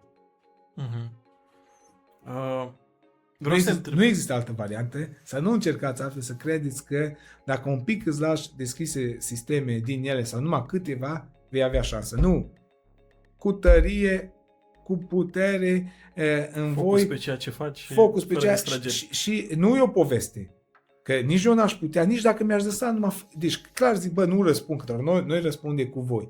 Numai dacă e aici și numai mă uit și începe să-mi lucreze creierul singur, că uite, te-am văzut 3 cuvinte din ce mi-a scris ăla și m-am agitat sau m-am concentrat acolo. Ce mi-a zis, exact. Ești 0 barat. Nu dai niciun randament, nu avansezi, nu faci nimic în viață. Și super simplă. Regula care de când dintre a 10 mi-am dat seama. Nu mi-am cheltuit nimic, nu m-am dus în nimic, am fost super focusat, super determinat, super canalizat, mi-am pus pe offline totdeauna toate lucrurile, dar și când răspundeam la telefon, răspundeam și la câte 2 vorbeam în continuu, când aia era, trebuie să răspund la toate telefoanele, să rezolv niște urgențe și niște priorități, știi? Deci nu am zis că să nu răspunde, nu am zis că să se izoleze, dar ăsta e proiectul, asta trebuie făcut, dacă în proiect scrii trebuie să răspund 2 ore la toate telefoanele și să mi le duc toate la 0, aia faci, dacă toate pe WhatsApp, dacă toate mesajele de pe Insta, dar focusate lucrurile, nu, că dacă nu faci nimic. Ai răspuns la 2 mesaje și s-o mai strâns încă 50, ai făcut nu știu ce, dar ți s-o mai dublat acolo și tu tot stai și tot scrollezi, te uiți așa la timeline și tot dai și ți-ai pierdut ideea și nu-ți mai vine nicio idee și nu ești în filmul ăla și nu scoți nimica ca și rezultat și după aia ți-ai și pierdut cadrele și cum să le combini și iar trebuie să te uiți peste ele și iar nu știu ce și n-ai făcut nimica, trece vremea pe lângă tine și viața. Nu știu, oare crezi că noi ca tineri vedem banii greșiți? Că cât am fost mici ni s-a zis că trebuie să punem la ciorap, dar acum ai toată moda asta de o viață avem și ar trebui să călătorim, să ne bucurăm de experiențe. Tu ce crezi că... Păi fii atent, sunt clar mentalități diferite, clar nu poți compara că întotdeauna au fost diferența dintre generații și cumva fiecare are dreptatea lui și cumva întotdeauna e pe la mijloc treaba și întotdeauna trebuie din toate făcut. Și acum, că eu sunt gen omul pragmatic, nu că zic așa generalități, acum concret. În viață nu ducem nimic cu noi când murim, nimic, decât sufletul nostru, care sufletul nostru este format din următoarea treabă. În primul rând, caracterul, omenia cu care ne-am trăit viața, coloana vertebrală, cât am fost de corecți, de adevărați, de toate, combinat cu că și aia ajută la șlefuirea și la luminarea sufletului, este toate emoțiile, trăirile, amintirile care ăstea rămân. Și noi ce putem da la copii, mi-am luat nu știu câte machetuțe, le-au uitat. Dar pe când o experiență, un timp petrecut cu el de calitate și într-o experiență, într-o excursie, într-o treabă să descoperi, să vezi, clar ajută și sufletește și să ajute la creativitate, la imaginație și la a putea dezvolta și combina lucruri. Deci, clar trebuie făcute, nu să fim numai niște consumatori și să nu fim curioși la nimic. Eu zic așa, că ar trebui din bani împărțiți, uite-te, o parte să meargă numai pe învățare, pe dezvoltare, în educația mea continuă până la moarte, adică de aia din prima v-am întrebat că aia cei, totdeauna mă duc să aflu o informație nouă când mă duc, nu tot eu numai să dau să torăi, să fac eu pe interesantul, ci prima dată mă orientez. Uite-te, dacă văd un lucru mișto, tu cu ce te ocupi, la ce face, la cum îi, uite ce camere mișto aveți prima dată, când înseamnă că e super cu night, așa că nu trebuie să faceți așa super lumină și să vede super fain așa. Deci clar aveți tehnologie bună în camere, deși sunt mici, dar înseamnă că sunt foarte bune la lux, puțini de lumină, nu știu ce, mă orientez la tot, întreb tot, judec tot și așa. Deci, să fii un continuous learning, să fii în învățare permanentă cât trăim, e foarte important și deschis la idei, la inovații, să înveți de la un cioban și de la un gunoier ca de la un om de știință, că fiecare din viața lui și din experiența lui are ce să te învețe și atunci trebuie asta să fim deschiși. Doi la mână. Ca să poți să vezi idei noi, să cunoști lucruri noi, să poți, până la urma urmei, nimeni nu a inventat nimic, toată lumea are câte o viziune de la Dumnezeu și El îi stăpânul tuturor ideilor noastre, a tuturor, combinat cu cum am văzut lucruri, imaginația le combină și rezultă un produs nou. Dar nimeni nu poate să zici că o inventa el ceva, că sunt convins că cel care a făcut primul motor și primul bec și nu a inventat toate elementele el din prima. El a luat, a văzut căutând nu știu ce, filamentul, au văzut sticla și nu știu ce, au văzut aia, au văzut dulia, au văzut nu știu cum și au văzut venit viziunea de la Dumnezeu, ia asta și cu asta, pune-le împreună și vezi ce rezultă. Și s-a dus ambițios, hotărât și ăsta și le-a pus împreună și au văzut ce rezultă, știi așa, dar nu o inventa el tot și oricum nu el, i-a venit nici să le pună, să le agrege într-un singur element. Deci toată treaba e de la Dumnezeu și atunci trebuie să călătorim, trebuie să avem deschidere, trebuie să vedem, fiindcă altfel rămânem încuiați, rămânem înapoiați și nu avem deschidere, că și eu multe lucruri care le-am făcut, le-am văzut din mai multe locuri și am luat câte o mică idee de la un hotel, altă idee de la un alt resort, altă treabă de la alt lucru și le-am combinat, am pus personalitatea mea împreună cu viziunea de la Dumnezeu și am făcut un tot unitar și am livrat un produs care putea zice categoric fiecare lucru creat e unic dacă nu-l copiezi chiar așa prostește 100% într-un mod malefic de la altul. Că în rest, că te-ai inspirat și n-ai cum să te inspiri dacă nu călătorești, dacă nu înveți, dacă nu studiezi. Și, da, e o diferență mare când unii chiar numai să duc pe travel, nici aia nu îi ca și când toată viața numai te-ai distra, ai bea, ai fi în cluburi, ai fi nu știu ce. Dar nu viața e făcută să faci cu măsură din toate. Adică și să călătorești, și să vizitezi, și să cercetezi, și să înveți, și să te distrezi, și să muncești, și să din toate cu măsură, fiindcă orice lucru nu faci, ăla e un minus. Și practic trebuie făcut din toate să fim oameni complexi, variați, care să putem să aducem plus societății reală prin cum unic le combinăm noi toate lucrurile astea care ne-au ieșit în cale. Deci, vizitați, mergeți în programe și de voluntariat și de toate, că sunt foarte înălțătoare, foarte bune și de multe ori business-urile care le faci în viața ta. Chiar am fost acum la o întâlnire, știi cu cine? Chiar că noi cred că așa ne-am întâlnit la Robert, da. Așa, la Catai. No, m-am nimerit la o întâlnire și am fost chiar acum ieri. Alaltăieri.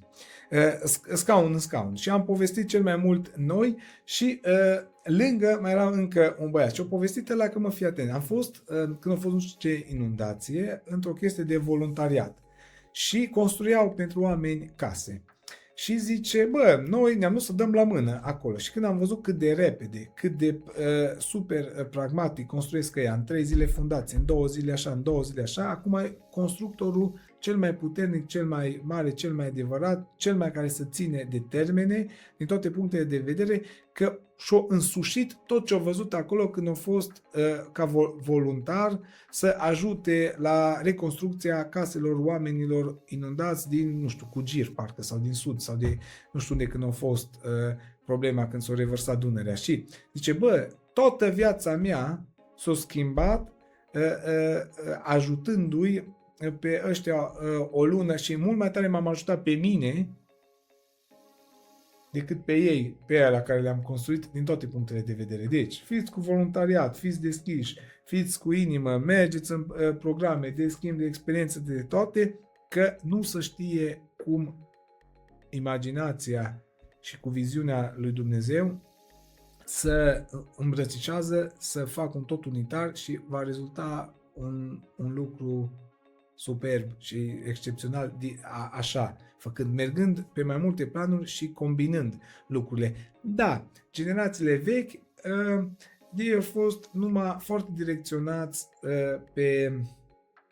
pe partea materială, din cauza că asta au fost lipsurile, că n-aveai varietate, nu găseai nimic și acum banii merg să duc practic diferența între înainte și acum, că acum ai, așa zis, libertatea, dar suntem la fel de încătușați și la fel de căpușați și la fel de sclavi, numai în confort, adică ne îmbrăcăm bine, avem căldură și apă caldă și avem varietate de produse la raft. Dar în rest suntem tot asfixiați pe toate părțile, cu taxe, cu minuni, cu bolunzenii, cu crezi cât vor toate lucrurile și așa că s-a schimbat abordarea, este cu diplomație și este un sclavagism cu diplomație și cu mult PR și mult marketing, dar tot acolo se rezumă treaba și atunci practic noi să fim fericiți și împăcați că ne-am crescut intelectual, sufletește și ținem echilibru și câtuși de cât partea materială să fim într-o armonie completă, dar da, trebuie să ascultăm și din ce zic părinții și indiferent din ce zic părinții, e super, super important să înțelegem că chiar dacă avem întotdeauna între generații, o să vezi și tu cu copiii tăi și tu cu părinții tăi, că așa e treaba, de mentalități diferite, trăind în regimuri și în sisteme diferite și cu educații diferite, dar dacă nu ne iubim părinții și nu îi respectăm, scrie clar. Singurul lucru când scrie așa scrie în Biblie, scrie, nu la porunci scrie că e poruncă, la treaba asta scrie, că e poruncă să-ți iubești și să-ți respecti părinții ca să ai zile bune, să trăiești fericit. Deci, practic, indiferent ce am vrea noi să facem, dacă nu suntem în armonie, în pace și nu suntem bine cu părinții, aia nu înseamnă că și eu am plecat la 18 ani de acasă și 6 luni dacă îl vedeam pe trotuar în față, treceam strada pe interzis și îi ocoleam și după aceea treceam înapoi și mă duceam în treaba mea ca să nu mă intersectez cu ei. Dar, unul la mână, am urmat viziunea și calea care mi-a dat-o Dumnezeu.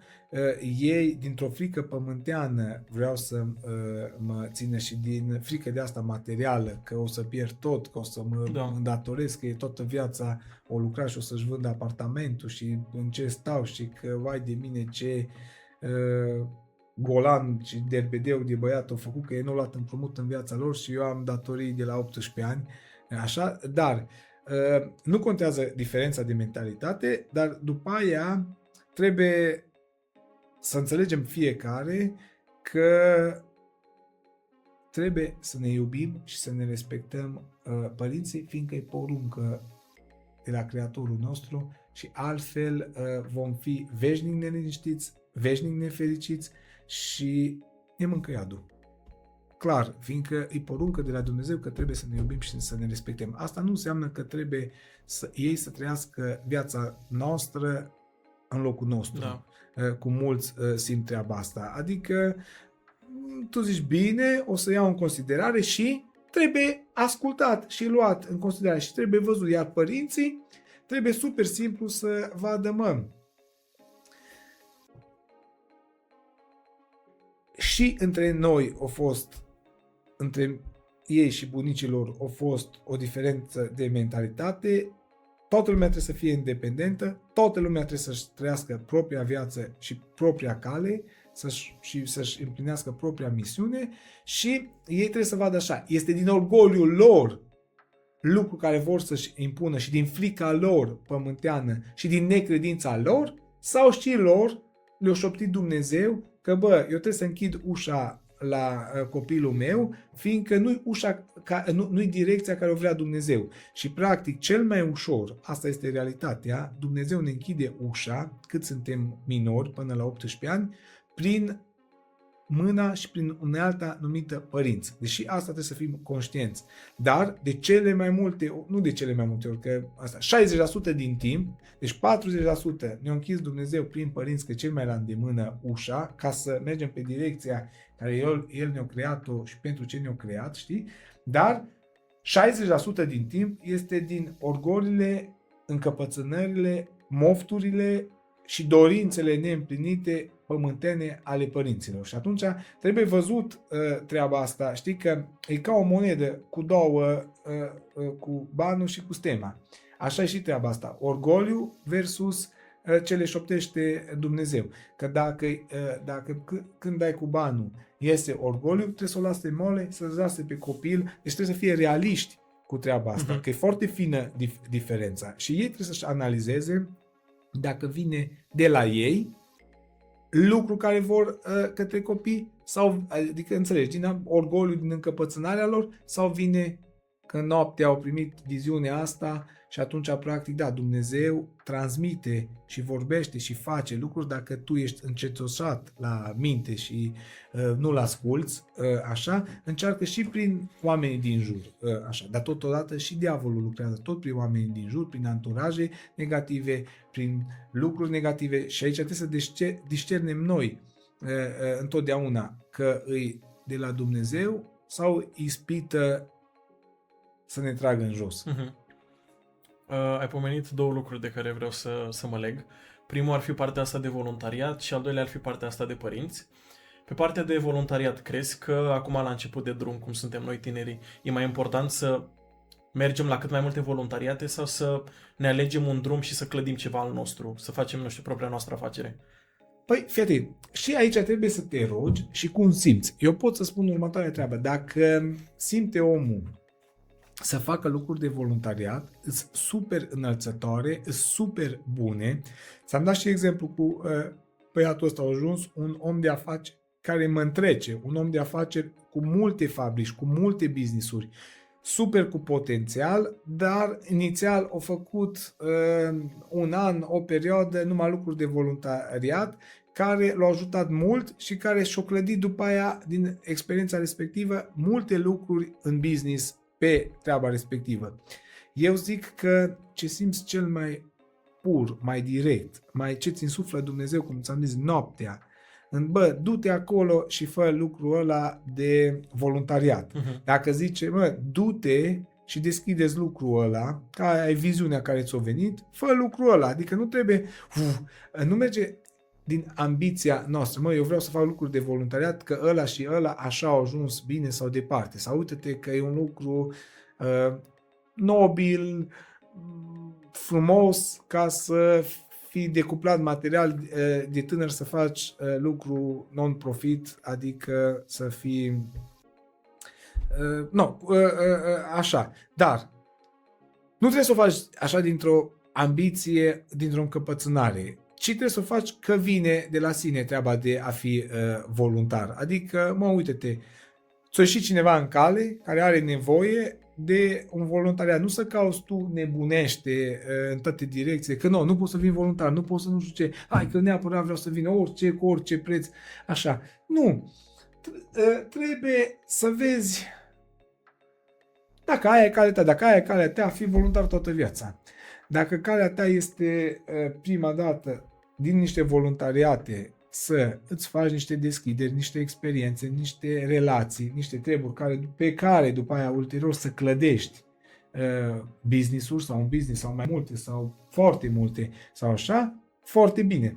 Dacă nu este nimic de voluntariat, eu n-am avut nimic de voluntariat și am ajuns bine și sufletește și ajut pe toată lumea și ca bunătate și ca în toate direcțiile. Deci nu înseamnă că dacă nu ai pornit cu voluntariat, înseamnă ceva, adică că o să ajungi un super om nașpa de afaceri sau nu o să ajungi niciodată să fii bun sau habar n-am. Nici dacă ești voluntar, nu se zice că o să ajungi sigur un om super adevărat, super filantrop, super cu mulți bani. Deci nu există treaba asta.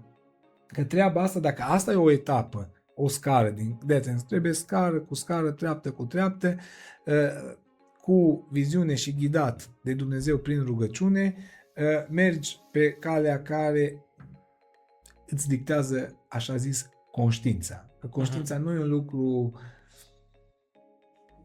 o poveste. Că ți-am zis, locul în care noi suntem în dialog cu Dumnezeu și acolo El ne spune ce să facem. Și practic, dacă conștiința și direcția ții că și-ți iese în cale să faci voluntariat, du-te și fă.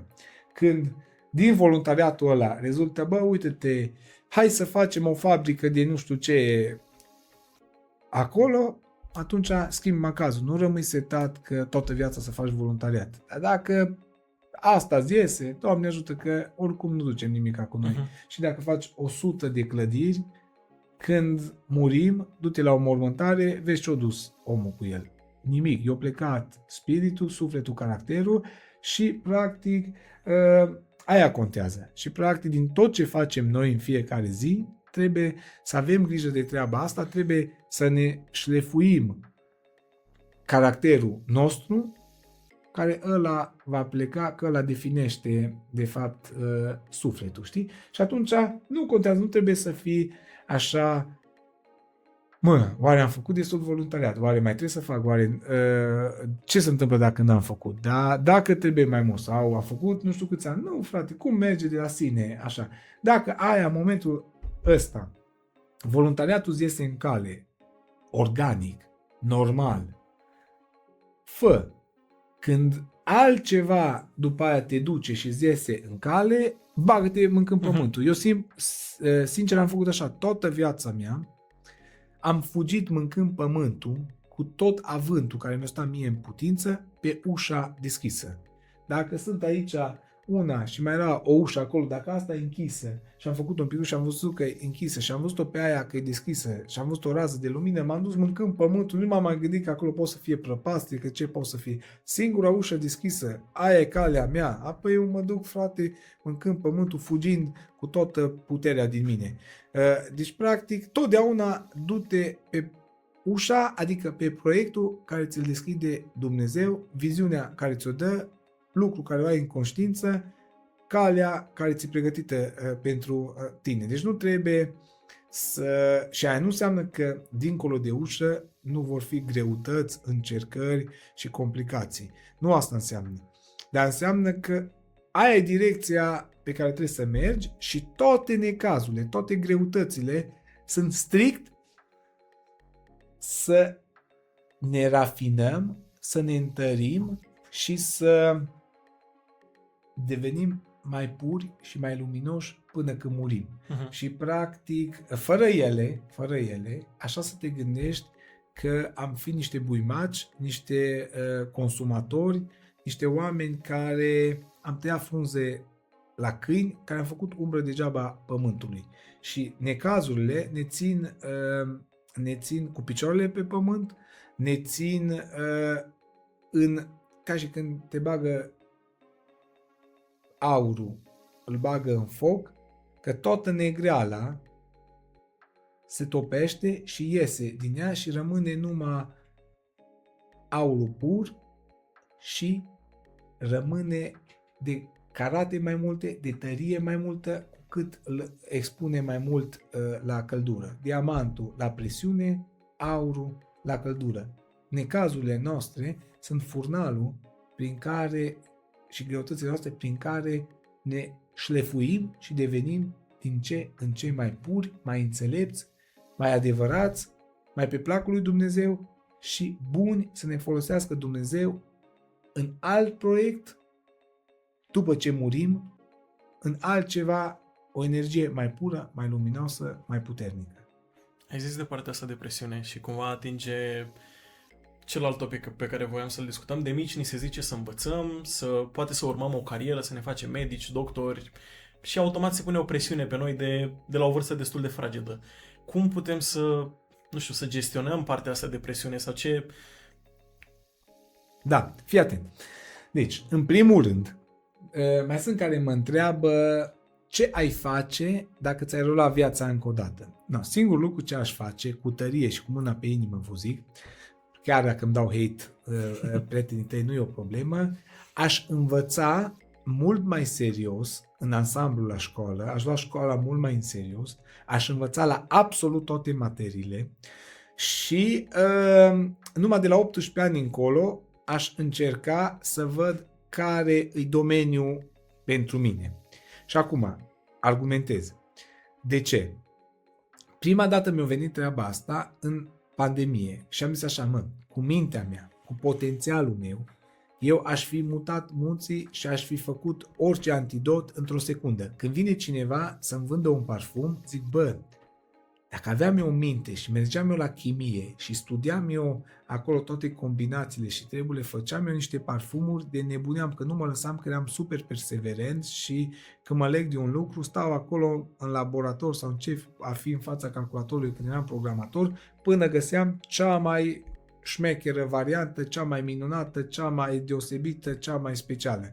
Și zic, ce rău îmi pare că mi-am bătut joc de chimie, mi-am bătut joc de fizică și am învățat numai mate și informatică, mi-am bătut joc inclusiv de limbile străine, că am zis, bine, eu vă fac tezele la matematică, la informatică, voi îmi faceți lucrările la engleză și la nu știu ce. Până am ajuns să trească să folosesc. Și toate lacunele, toate minusurile, toate lucrurile care le-ai fușerit în viață, toată viața te urmăresc, toată viața vei da socoteală față de ele și nu există să scapi de ele, numai mult mai greu le vei învăța și nu la fel de bine și nu se vor prinde la fel de tine.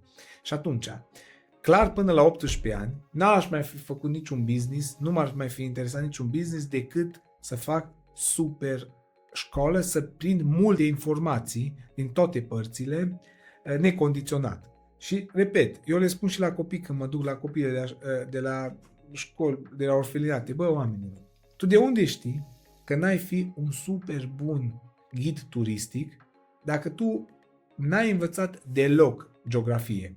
Tu de unde știi că ai fi un asistent medical bun dacă n-ai învățat anatomie, biologie, nimica? Nu poți nici măcar să încerci să dai la școala de asistenți, fiindcă acolo trebuie să știi minimal. Nu poți să dai injecție la un om că îl doare inima și tu să-i dai în rinichi.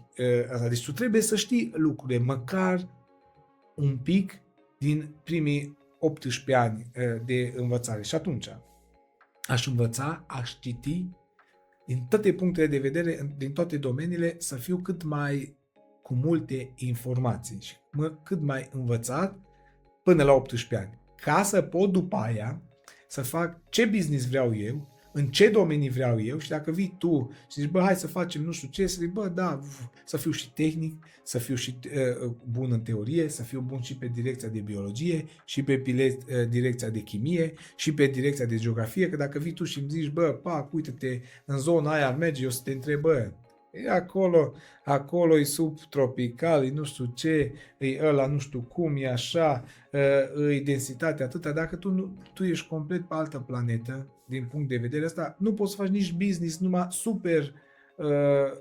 super îngust. Nu poți să mergi cu tine să fac un business, cu ăla să fac un business, cu ăla să fac un business și să pot să fac super mare dezvoltare în jurul meu. Nu, eu trebuie să mă duc nișat la ce am făcut eu un singur lucru în liceu, nu știu, informatică sau nu știu ce, dar vezi tu că viața se schimbă, poate informatica nu-i mai programator numărul 1, că poate mult mai tare îi unul care poate să fie cross între mai multe științe și poate să combine științele și lucrurile, știi? Și atunci, deci clar, aș învăța foarte serios, foarte intens, până la 18 ani și de la 18 ani m-aș duce canalizat pe o direcție de domeniu. Dar până la 18 ani toate. Asta e 1 la mână, că te ajută mult în viață, 2 la mână și eu fugeam peste toate lucrurile care nu mi se potriveau.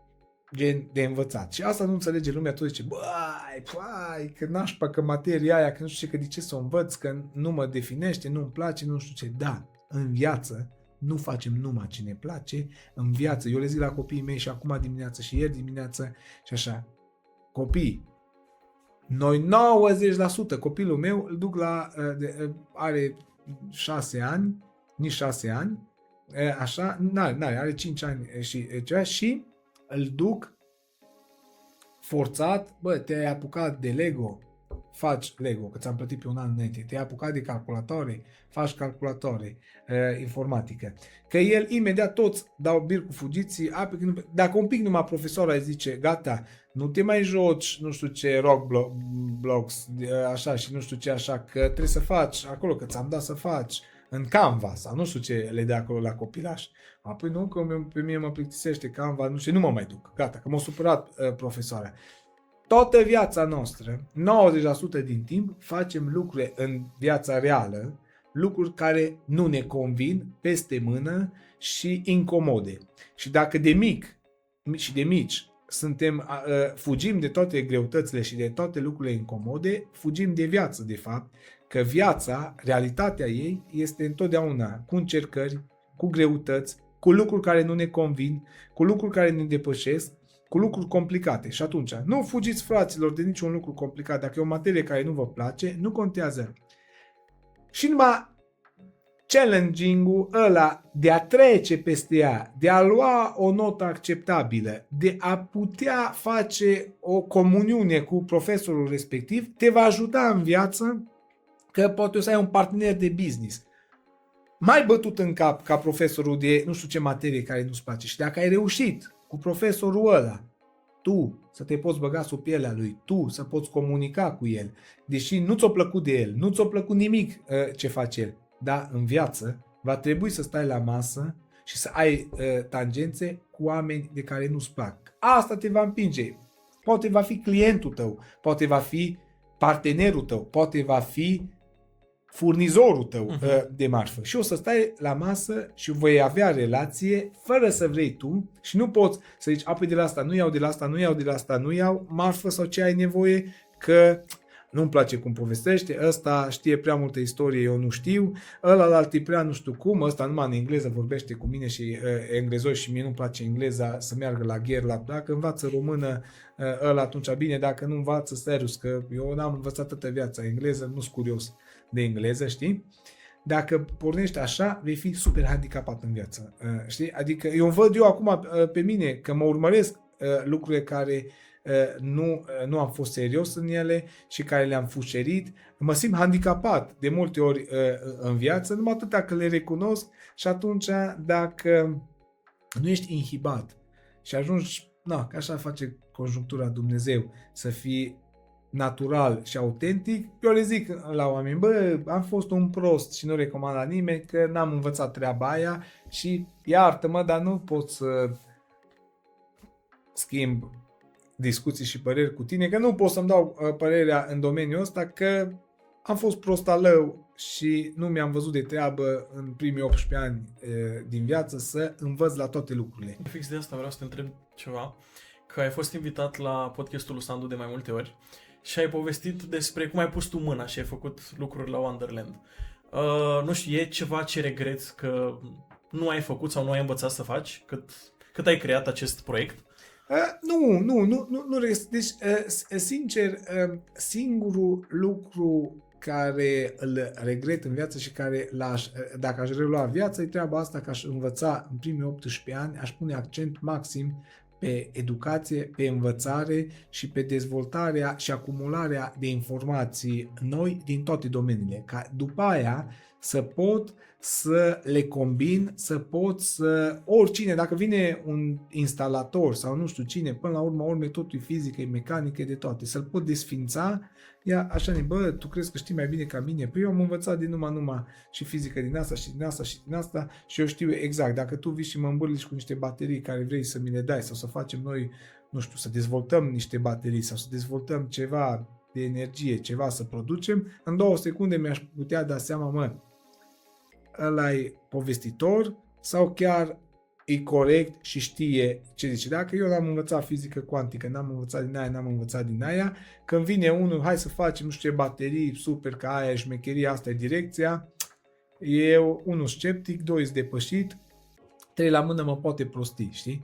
Și nu asta, ales, nu regret nicio experiență și toate lucrurile sunt 100% ca să ne întărească și aici am fost eu fraier ca toată lumea, dar majoritatea lumii care ajung la vârsta mea sau mai tineri zic, dacă aș fi să reiau viața, aș rupe cărțile și aș învăța mult mai serios, să am mult mai multe informații și un bagaj de cunoștință mult mai variat și mai vast, care ăla te ajută să faci creativitate, să cercetezi, să aduci inovație, să aduci de toate în lumea asta, real prosperitate, dacă știi din cât mai multe domenii. Cu cât ești mai nișat, cu atâta ai o viziune mai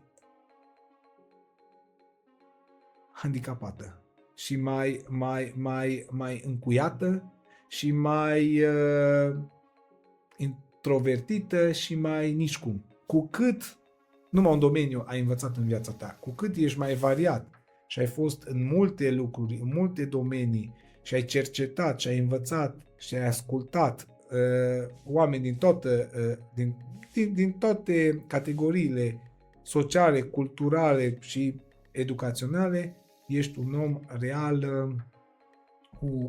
care poate să facă multe conexiuni și multe inovații să aducă și plus valoare. Dar eu acum ne apropiem spre sfârșitul podcastului. Mai am un topic despre care vreau să te întreb. Am eu o problemă în momentul de față și probabil mulți tineri au această problemă. De ceva timp simt că relația mea cu Dumnezeu nu mai e aceeași și încerc să o reclădesc. Cum aș putea să reclădesc această relație cu Dumnezeu? Păi, ți-am zis, foarte simplu. În primul rând, ai instalat Biblia pe telefon. Why? Da. Îți vine versetul zilei în fiecare zi, că trebuie să vină. Bun. Meditează la versetul la zile în fiecare zi dimineața, vezi ce spune și să-l aprofundezi. Primul lucru. Al doilea lucru. Mergi în fiecare duminică dimineața la biserică. Nu. No. Du-te, fii atent, tu gândește că noi alocăm mult timp pentru toate nebunile de pe lumea asta. 2 ore merită să-l alocăm Creatorului nostru. Din respect și că așa îi Duminica Sfântă pentru treaba asta îi făcută. Deci, în loc de televizor, în loc de orice, tăiați 2 ore și mergeți în fiecare duminică la orice biserică care vă liniștește, care simțiți că sunteți un pic mai buni, un pic mai pe pace când ieșiți de acolo și care vi se potrivește mai bine. Căutați, în prima fază, este o căutare. Mergeți la mai multe biserici, mergeți cu prieteni, întrebați stânga-dreapta. 3 la mână. Căutați-vă un duhovnic, un sfătuitor, care poate să fie cel mai bine din biserica la care vă veți duce, fără nicio conotație de niciun fel de cult, care vi se potrivește la fiecare. Încercați la mai multe culte. Cultul, un cult, o biserică, este o școală a sufletului prin care te învață anumite lucruri care să te ajute în șlefuirea ta a sufletului. Despre asta e vorba. Deci, practic, la ce școală se potrivește, la aia te duci în viață. Bun, așa. 4 la mână. Încearcă și încercați măcar o zi de post să beți numai apă, 24 de ore, și mai ai grijă mare când începi să mănânci, să nu mâncați ca bolonzi, că o să vă doară stomacul. Trebuie așa step by step, că aia e cea mai complicat. Nu să nu mănânci complicat, ci să reiei mâncarea după ce ai băut numai apă. Și ia-ți ca o zi liberă pentru treaba asta, când ai mai puțin și la școală sau la proiecte sau la meniu sau la de toate, și rugați-vă mai tare și mai intens și când aveți vreodată vreme, începeți să citiți Noul Testament așa frumos, nu știu, începeți cu Ioan, că ăla e cel mai ușor. Și începeți cu Ioan și câte o pagină în 2 pe zi, nu știu câte o pagină în 2 pe zi. Și după ce ați învățat și a studiat versetul zilei și cel mai important, începeți-vă ziua cu cuvântul lui Dumnezeu pentru azi. Trebuie să-l și pui acolo ca și link, ți-l trimit tu, l-ai prins de la mine, îl ai, cuvântul lui Dumnezeu. Da, ți-l trimit eu, de la toți prietenii și fiecare care își începe ziua cu treaba asta, eu garantez că dacă fără excepție, măcar un an, în fiecare zi, cu asta începe ziua, va fi super zen, se va întări în relația cu Dumnezeu și se va regăsi maxim și îi se va lumina totul și va fi foarte clar în viață. Nu că nu va avea greutăți, am și eu încercări și greutăți, dar atitudinea, puterea cu care treci peste greutățile alea îi super mare și întărită. Ca să-ți dau un exemplu, greutăți vor fi de 2, de 3, de 4 ca și notă din 10. Acum, dacă tu ești pregătit de 1 sau de 2 și ai credință de 1 sau de 2, o greutate de 2, de 3, de 4 care e cotidiană, ți se pare așa ca un monstru. Da. Dacă tu te întărești și ajungi de 7, 8, 9 ca și putere, ca și energie, ca și atitudine, când o să-ți vină toate greutățile de 2, de 3, de 4, de 5, de 6, o să-ți se pară o jucărie ca și treabă. Și când o să ajungă greutate de 8, de 9, adică egală, că Dumnezeu întotdeauna ne pune de multe ori și la limită, ca să un pic să ne depășim tăria noastră și înțelepciunea noastră, știi? Noi și cu aia vom rezista. Dar dacă noi suntem 1-2, pe când vin greutăți de 5, de 6, de 7, la o tărie de 1-2, ne-au mâncat cu totul și mergem și ne aruncăm, suntem depresivi și suntem terminați, știi?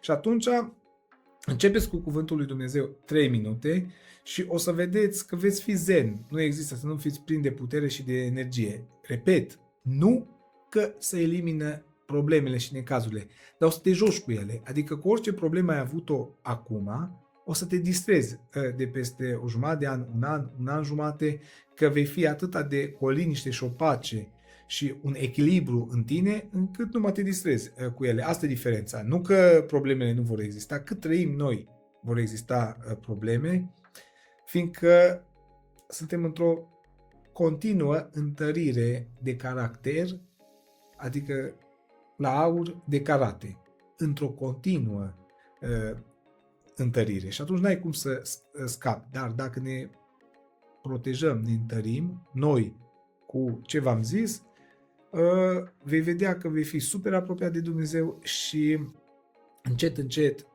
vei forma o relație cu Dumnezeu și vei putea efectiv real, cum spune Biblie, că dacă vei crede cu toată ființa ta, cu toată inima ta și o să ai un sâmbure de credință pură în tine, îți muți și îți rezolvi orice problemă ai în sufletul tău. Adică știi, poți muta, cum zicea, dacă ai un sâmbure de credință pură, adevărată, din toată ființa ta, se îndeplinește orice vis, orice dorință, orice realizare o poți înfăptui. Că vine Dumnezeu cu supranaturalul, despre asta e vorba, și pune și El umărul și împingeți muntele 2 județe mai încolo. Știi? Mhm. Acum că am ajuns la sfârșit, noi ne-am făcut așa o tradiție la sfârșit de podcast, să rugăm invitatul ori să lanseze o provocare către tinerii care ne urmăresc, ori să adreseze o întrebare următorului invitat. Încă nu știm cine este următorul invitat și asta este cumva așa o surpriză și... Auzi, hai că încercăm din toate. Primul lucru, întreabă și pe următorul să vedem dacă e la o vârstă de peste 30 de ani, întreabă că dacă ar fi să rea toată viața lui de la 10 ani, ce ar schimba la viața lui, să vedem dacă face match cu educația, că sunt curios, eu am încercat la mai mulți și toți au zis că ar fi învățat mult mai serios și mai minuțios, dar sunt curios. Unul la mână și 2 la mână să vă povestească care a fost încercarea și greutatea și dacă și-a luat lecția maximă de smerenie în viață și care a fost respectiva și ca și challenge,